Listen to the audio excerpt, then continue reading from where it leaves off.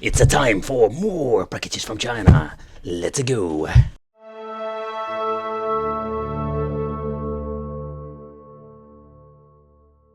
Price comes with a very nice weight to it, because the overall quality of this product is quite nice. So first of all, let's do a quick overview of the CoreBox and the new specifications.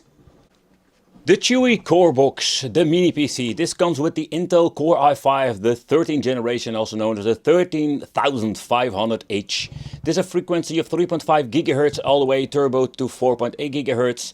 And yep, it comes also with Windows, with different configurations like with Linux. Over here I have the memory. This one comes with 16 GB, that's more enough for just casual use and some light gaming. And the storage capacity is 512 GB, but you can just actually see we have all kinds of different configuration that you could order from the page. So if you want to save some money, or you want to have like the maximum storage capacity in combination with a shitload of, let's say, RAM, you can do that. The Chuwi CoreBox, I was really intrigued by this product due of the way how this thing actually looks.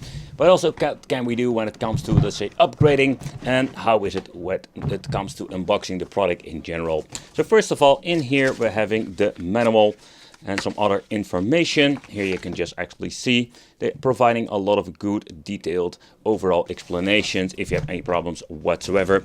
The system itself over here, and then in here we're finding the tiny box, and inside the box we're finding the power supply and everything that we're going to need for connecting this device. Okay, so the power supply has been delivered by Handhelds. That's a brand that I have seen before with normal power supplies. This is a 19 volts, in total 120 watts. They also provide a mounting bracket, so that's one of the features we're having when it comes to the Chuwi device. The case design, that is something they don't really changed out in the last couple of years when I'm looking at, say, let's say, different models they've released. But I must say the cool art on top, that looks kind of cool, with a nice sticker of Intel Core i5. But also when it comes, let's say, the way how they made it, there's one thing I am not a big fan of, and that is more the rubberized stuff they're having at the front, but also at the back. And the reason why this can get sticky over time, and I mean not like within a couple of years, it needs a lot of years to basically become sticky, but I don't really understand why they're doing this, simply because they have no extra value when it comes to these products. Think about when you're having a Bluetooth speaker, for example, and you want to have like a resistance, at least like a minor resistance to water. Yeah, I can understand, but with the PC, you also see it with gaming laptops. Yeah, I really hate it. Okay, so one thing is clear, that this mini PC, it's still mini, but it's not that mini like the previous model we've reviewed here on the channel. Okay, so what are we getting at the front? So first of all, we're having the on and off switch and some couple of USB ports. A very nice looking micro switch, on and off switch over here. But at the front we're finding an USB Type-C and two USB 3.0 ports.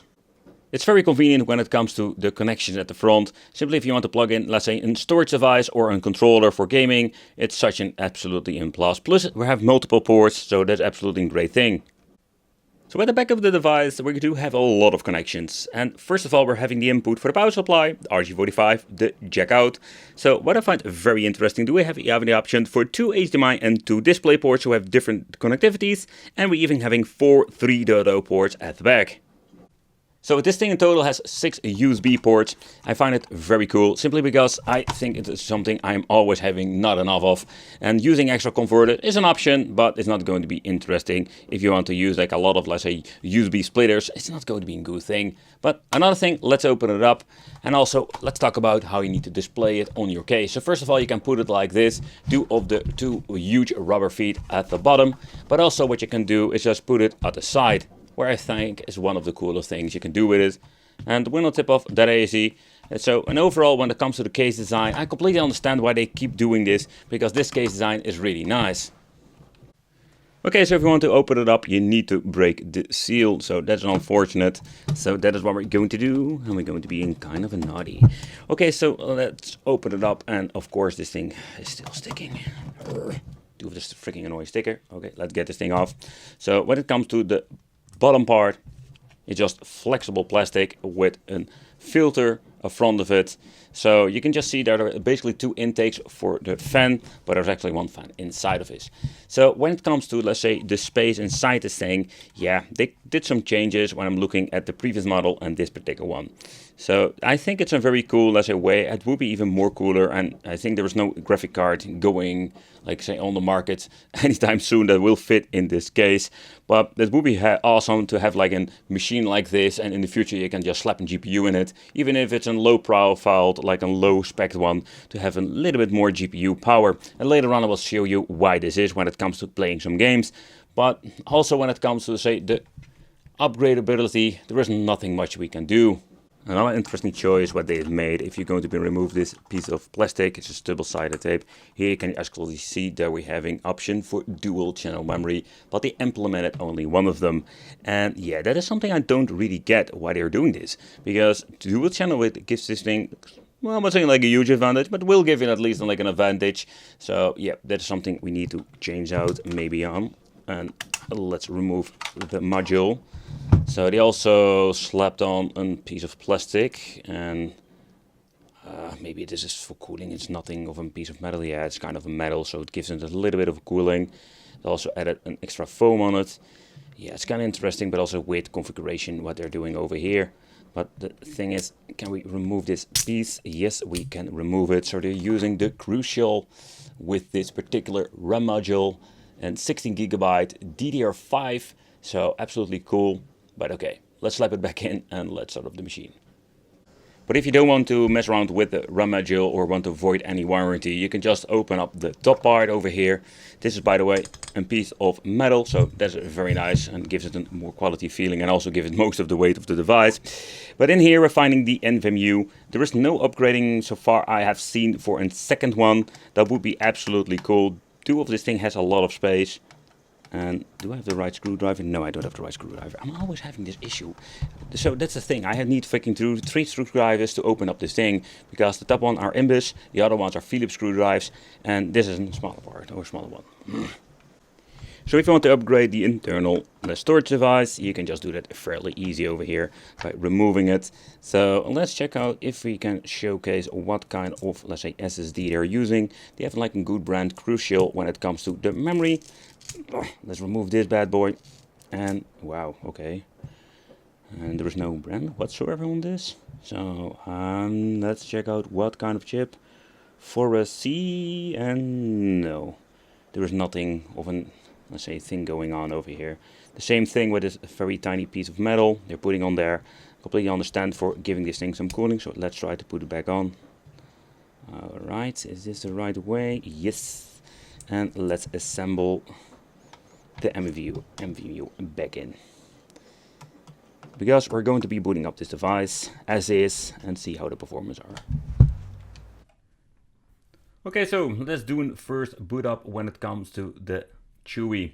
So the next thing we need to do is choose our language and of course the location, everything to set up Windows. So what you can do when it comes to this, let's say when it comes to certain problems, including like Microsoft accounts, it's highly possible that you can just like boot it up straight into Windows without any problem whatsoever. Okay, keyboard layout, I'm just going to be using a single one. Let's go back, let's skip this. And again, you can just go to, let's say, Microsoft and have the account enabled. But let's not do that, just sell your soul and don't forget that part. Let's give this thing a name. There we go. All right, the Chuwi CoreBox, that's what it's called. Let's continue. Oh man, I did a typo. Did I do a typo? It's very difficult to see from this point. I'm recording and trying to talk with you guys. And let's give me a bigger screen. And all right, the CoreBox, Chuwi CoreBox, let's go. No password. If you're not going to do this, it's going to be so much more easier to log in. So next thing what you're going to check out is skipping everything or putting everything on no, diagnostic data. You know, there's a lot of information you're going to be sending to Microsoft. Okay, next up, we're disabling so much as possible. It will take a couple of seconds. What I do love about these mini PCs, compared with, say, sometimes installing a brand new Windows, you need to put in a Microsoft account. There are some like workarounds to that, but Like with these mini PCs, just like put in your name, put in your preference and just go with it. Let's do a quick wicked nerdy time with some specifications and CPU Z. We're having here the Intel Core i5, the 13000, the 500H. Its code name called Raptor Lake, 45 watts TDP, socket the 1744. So when it comes to this, the TDP cannot be adjusted anything in the let's say the BIOS. I've checked it out. So the manufacturer is the Chuwi Innovation and Technology with a boss spec of PCI Express 4.0. Memory, DDR5, 16GB. The weird thing is that we do have dual slot, but they're only using one. It's a little bit of a bummer in my opinion. So then we're having over here the graphics, then we're having the onboard Intel graphics. So that's unfortunate, there is no, let's say, NVIDIA, RTX or GTX in here. It's just going to be the onboard that we're going to be testing out. But also another thing I wanted to check out between all of the tests, how are the temperatures? So first of all, it's hitting the 77 Celsius. But with the multi-core testing, oh yeah, the package is going to be all the way up to 99 Celsius. So pushing this thing to the maximum limit. And I can say that this thing is actually like thermal throttling over here. So in total, we're going to get ourselves 13,935 points when it comes to the GPU multi-core. That's particularly one I wanted to check out. So we're getting really close, as Cinebash said over here, when it comes to the scores. So the next thing is going to be the AMD Ryzen Threadripper 1950X 16-core processor. Okay, so we're starting off with some Outrun 2006, a classic game. Put on full HD, every single setting on, or actually like the anti-aliasing is one of those couple of settings you can basically enable on this. But you can see that these old games run just perfectly fine on this, and I think it's really damn awesome to see this.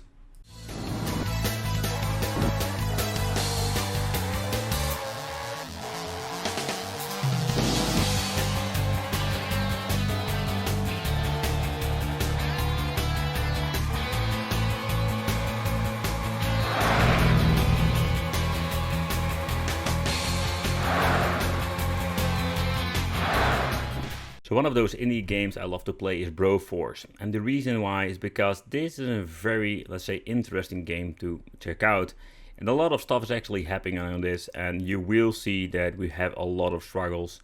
GPU pushing it to the 99%, of course running with 100, almost 140 FPS, completely overkill of course, but I just wanted to see how far we can push it and how does it actually work. Because with cheaper, let's say, or older chipsets I've tried out back in the day, I can still remember that I struggled playing this particular game. But now, with such a powerful CPU-GPU combination from Intel, we do have the option to play more demanding indie games. Of course, it runs way too much, let's say, frames per second, but I still wanted to check out how far we can push it and how crazy this game is.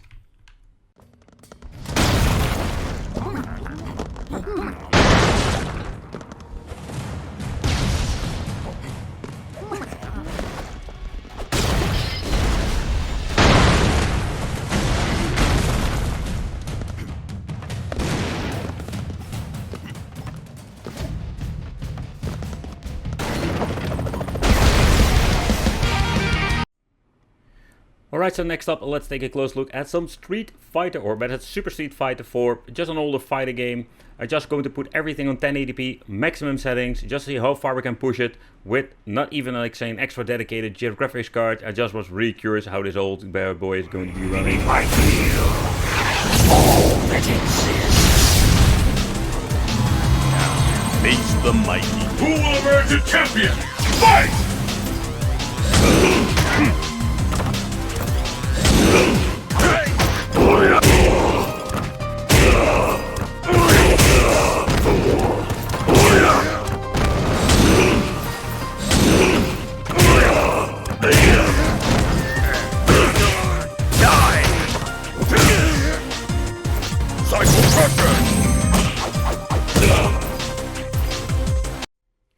But where we're going to have a lot of struggles is with three-dimensional games, and in particular when you're looking at some games like Crash Bandicoot, everything has been set to low or off settings. And it's quite fascinating to see that we can just actually play this, but unfortunately we're not even hitting the 50 FPS on this chipset, and that's quite unfortunate.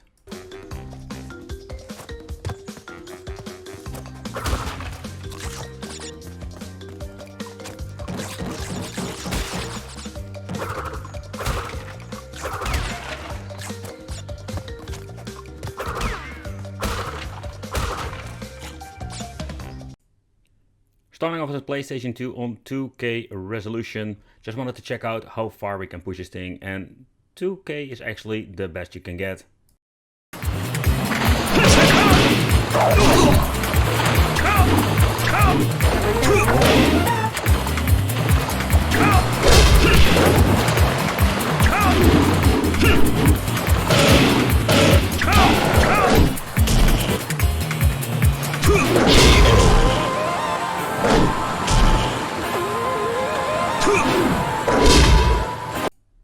Okay, so I want to mess around with some PlayStation Portable, but unfortunately we cannot run this on 10 times resolution. It's just too much. So we just want to push it to the 8 times and just check out some load state. And I've noticed that we do get an overall okay performance on 8 times, but you can see it still struggles. So when it comes to PlayStation Portable, yeah, this is unfortunate. We need to have more power when it comes to this particular system. Let's put it on 6. Let's go back to the save state. And we actually see that we so much better overall performance, but we need to lower it to a certain resolution with this system, and that is quite a little bit of a bummer.